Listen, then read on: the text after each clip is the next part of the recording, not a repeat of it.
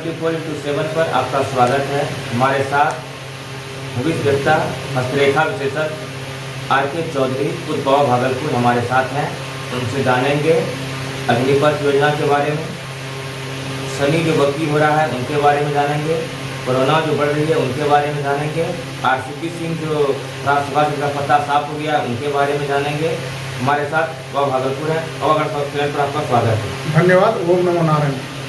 बाबा, मेरा सीधा सवाल आपसे ये है कि अग्निपथ योजना मोदी सरकार को लेकर के आई है, इस पर जो युवा उत्साहित हैं, इतने परेशान हैं, एक तो बेरोजगारी चरम सीमा पर है, ये 4 साल की नौकरी है, इस पर बाबा किस रूप में देखते हैं?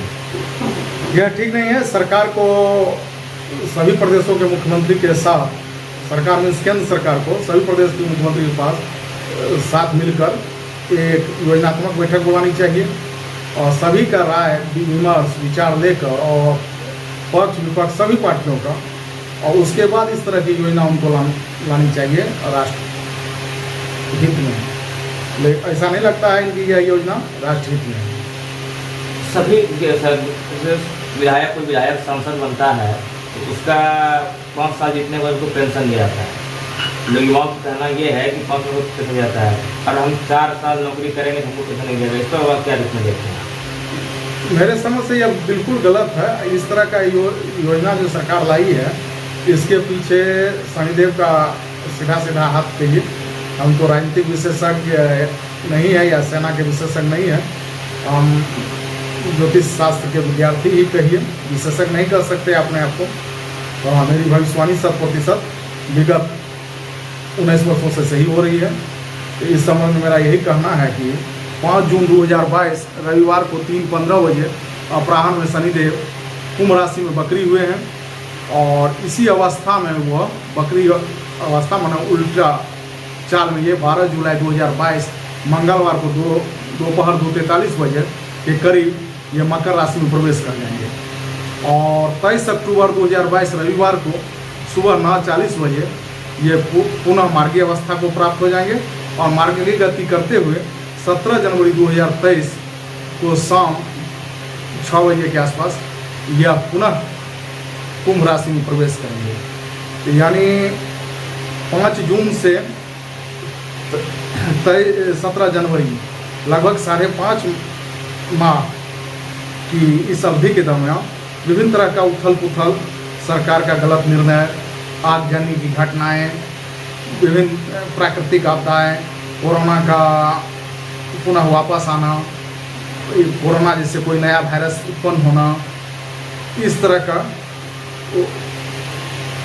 घटनाएं घटित होना, प्राकृतिक आपदा होना, ये संभावित है। इस संबंध में मेरी भविष्यवाणी 4 जून 2022 को नवदूत बिहार नालंदा से प्रकाशित दैनिक समाचार प्रकाशित हुई है और 5 जून 2022 रविवार को चंडीगढ़ से प्रकाशित सभी समानता दैनिक समाचार पत्र में भी ये प्रकाशित हुई है और उसमें विस्तृत भविष्यवाणी है, उसका अवलोकन कीजिए। बाबा, आपको ये बताइए, आप जिस तरह से देश में जो आगजनी घटना हो रही है बेरोजगारी को लेकर के, तो वैसे भी मोदी सरकार की हर योजना विवादित रही है, बाबा उसको किस रूप में देखते हैं? हाँ, इनका कृषि बिल भी विवादित था और उसमें हम स्पष्ट भविष्यवाणी कर दिए थे कि मोदी जी का कृषि बिल टैक्स होगा, वो मेरी भविष्यवाणी 100% सही हुई। और यह जो घटनाएं घटित हो रही है आगजनी की या जो भी तरह की, ये अभी यह घटना घटित होती रहेगी और इस पर काबू पाना भी मुश्किल ही प्रतीत हो रहा है क्योंकि शनिदेव पूर्ण रूप से वक्र अवस्था में चले गए हैं और जनवरी तक हमको लगता है जो शांतिपूर्ण वातावरण मिल पाएगा। और जैसे होगा कि जैसे कहा गया कि सरकारी संपत्ति हम सबकी संपत्ति है, उस पर भी युवा आगजनी कर रहे हैं, इस पर बाबा क्या संदेश देना चाहेंगे? हाँ, युवा से यही संदेश है कि सार्वजनिक संपत्ति राष्ट्र की संपत्ति है, तो सरकार की संपत्ति भी राष्ट्र की संपत्ति है। कोई चीज़ विरोध जो जताना हो, शिष्टाचार ढंग से विरोध जताए, न कि कोई सरकारी संपत्ति सार्वजनिक संपत्ति को क्षति करके विरोध जताएं, यह गलत है। करोड़ों हजारों लाखों मिनटों में फूक देते हैं जिसको बनाने में वर्षों लग जाता है, ऐसा नहीं करना चाहिए। विरोध जताने का सभी को हक है प्रजातंत्र में, एक शिष्टाचार और क्रमबद्ध ढंग से विरोध जतावे, न कि सरकारी संपत्ति को क्षति करके। बाबा मेरा दूसरा सवाल ये है कि सनी बकरी जो हो रहा है वायरस से क्या नुकसान क्या फायदा होगा? बकरी हो नहीं रहे, 5 जून को तो शनि देव बकरी हो चुके हैं और लगभग 5-6 राशि को फायदा होगा, तो 5-6 राशि को विभिन्न तरह की कठिनाई परेशानी होगी। इस पर बचाव के लिए कुछ होगा? हाँ, अपने कुल देवी, कुल देवता, इष्ट देवी देवता की पूजा आराधना करें, हनुमान जी का आराधना करें, हनुमान चालीसा का पाठ करें, इससे काफ़ी हद तक बचाव होगा और शनिदेव का कुप्रभाव का शमन स्वतः हो जाएगा। बाबा हमें ये बताइए कि आरसीपी सिंह जदयू में बहुत दिनों से लगे हुए थे और उन्हें तो राजसभा भेजा गया और नीतीश जी के बहुत करीब बताए जा रहे हैं, उनको राजसभा से पता साफ कर दिया गया है, इस बाबा क्या बोलते हैं? प्रेम, युद्ध और राजनीति में कोई चीज़ नाजायज नहीं है। प्रेम, युद्ध और राजनीति में सब कुछ जायज भी माना गया। कभी आरसीपी सिंह नीतीश बाबू के बहुत करीबी हुआ करते थे, उनके रेल मंत्री काल में हुआ उनका वजी थे, मुख्यमंत्री काल में 2 बार उनके ही प्रधान सचिव भी रहे, बाद में राज्यसभा गए, दूसरी बार राज्यसभा पहुंचने के बाद मोदी जी के सरकार में ये केंद्रीय मंत्री भी बने। इस पूरे इनकी कुंडली के समीक्षोपरांत मैंने भविष्यवाणी किया था जो आने वाले समय में आरसीपी सिंह का समय ठीक नहीं चलेगा, जिसके कारण इनका पुनः पद से हटना पड़ेगा, पार्टी में टूट होगी और लगता है वो भविष्यवाणी सब कुछ से सही हो रही है, क्योंकि इनको दोबारा राज्यसभा नहीं भेजा गया और राज्यसभा इनका कार्यकाल जुलाई में खत्म होगा, मंत्रिमंडल से स्वतः ही हट जाएंगे। अगर बाबा ये हटते हैं तो किनके तक इनका पत्ता जाएगा? ये आरसीपी सिंह भाजपा में जाएंगे और इसका टूट जदयू में साथ दिखाई देगा? थोड़ा बहुत असर पड़ेगा, लेकिन बहुत ज़्यादा असर नहीं पड़ेगा।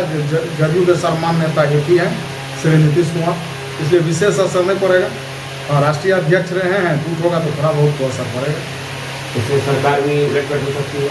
सरकार ये आरसीपी सिंह से उलट पुलट नहीं हो सकती है। सरकार जो परिस्थिति उत्पन्न हो रही है इस संबंध में बहुत पहले, उस समय आरसीपी जी का कहीं कोई जिक्र न था, न कोई चर्चा था। बहुत पहले ही हम 6 दिसंबर 2021 को 6 दिसंबर 2020 को मेरी एक भविष्यवाणी प्रकाशित हुई थी, जिसमें मैंने स्पष्ट उल्लेख किया है, सियासी हलचल ले सकता है बड़ा आकार, कब तक रहेगी बिहार में नीतीश की सरकार। तो उस संबंध में आपने एक बार साक्षात्कार लिया था, तो हम अपने साक्षात्कार क्रम में आपको स्पष्ट बोला था कि अगस्त 2022 तक सरकार गिर सकती है। पुनः मैं वही कह रहा हूँ, अगस्त 2022 तक का समय नीतीश सरकार के लिए अत्यंत प्रतिकूल है और कभी भी सरकार अचानक गिर सकती है। मध्यवर्ती चुनाव होगा बाबा या फिर महागठबंधन की सरकार की होगी? महागठबंधन सरकार के आसार है। तेजस्वी जी भी स्वयं 7.5 में चल रहे हैं, लेकिन जो राजनीति में कुछ भी संभव है। ज़्यादा उम्मीद है कि मध्यावधि चुनाव हो। झारखंड का भी चुनाव के बारे में आपने जिक्र किया था। हाँ, झारखंड में जिस समय सरकार बनी थी हेमंत सोरेन की, उसी समय में मैंने लिखा था महागठबंधन में पड़ सकती है फूट और झारखंड में खिल सकता है कमल फूल।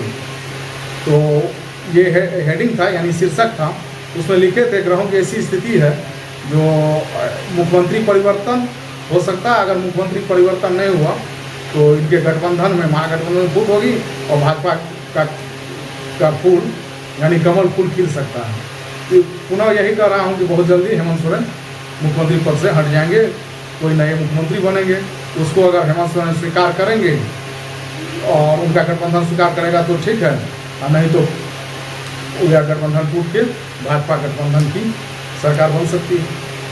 बाबा हमें ये बताइए, आजकल के युवा अध्यात्म में अपना रुचि कम कर रहे हैं और अभिनेता अभिनेत्री को अपना आइकन मान रहे हैं, ऐसा क्यों हो रहा है?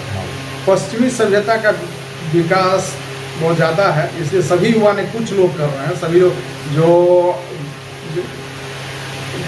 जो सामाजिक, आध्यात्मिक और अपने परिवार से शिष्ट लोग हैं, अनुशासित है, वह लोग कभी आइकॉन वगैरह इस सब में वो अपना धार्मिक पथ पर चल रहे हैं। और जो पश्चिमी सभ्यता और उनके घर में थोड़ा पश्चिमी सभ्यता का देखा देखी है, वहाँ ऐसा हो रहा है, लेकिन बहुत कम।